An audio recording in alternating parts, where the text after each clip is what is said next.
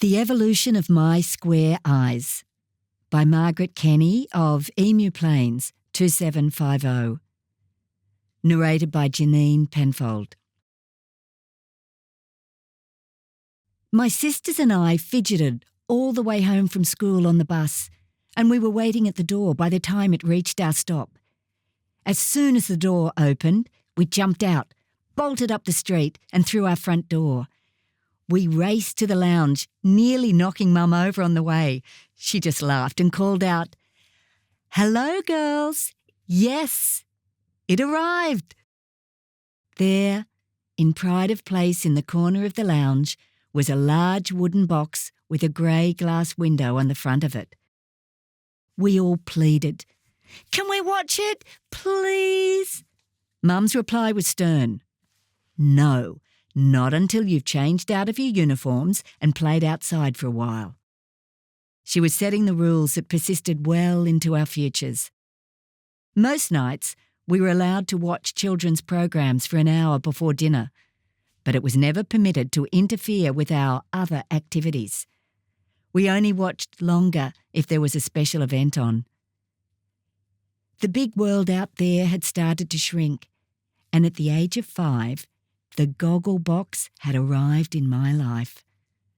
The evolution of my square eyes began. Throughout my younger years, it never interfered with the way I spent my time. My parents always encouraged me to concentrate on my creative endeavours, studies and sport, and to spend time with real people, face to face. A favourite highlight of our family viewing was watching Dad when his favourite quiz show, Mastermind, was on.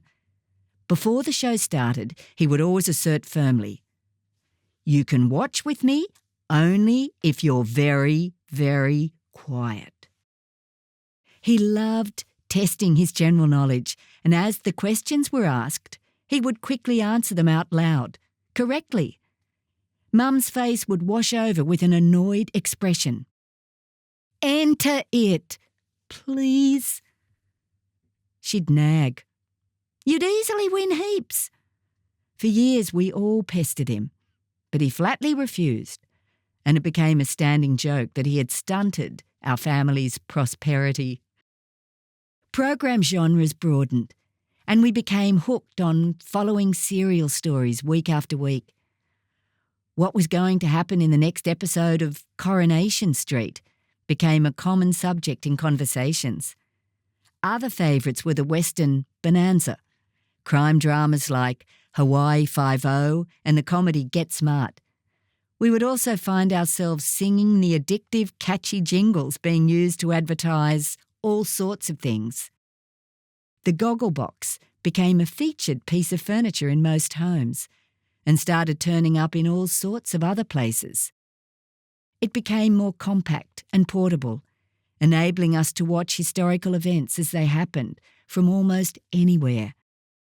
A highlight of my senior school years was a teacher setting one up in a classroom so we could watch the Apollo astronauts land on the moon. I can still recall the emotional, awestruck silence in the room. Then colour arrived, and the evolution of my square eyes went into overdrive. Colour goggle boxes were quite expensive, but my husband and I had to have one, and so we went into debt, buying one on hire purchase. Then more temptation as technology diversified and all sorts of plug-in gadgets became available. Gaming units took game playing out of the milk bar. Units into which cassette media were inserted enabled us to watch pre-recorded movies rather than going out to the movie theatre. Sadly, more hire purchase, more debt. This saw the rise of the neighbourhood video store, a new type of library where you rented games and movies. Blank cassettes let us record aired programs, so we never had to miss favourites. Handheld remote control devices meant we didn't even have to leave our lounge chair to change what we were watching. The couch potato was born. While the evolution of my square eyes continued, my kids were born already well evolved.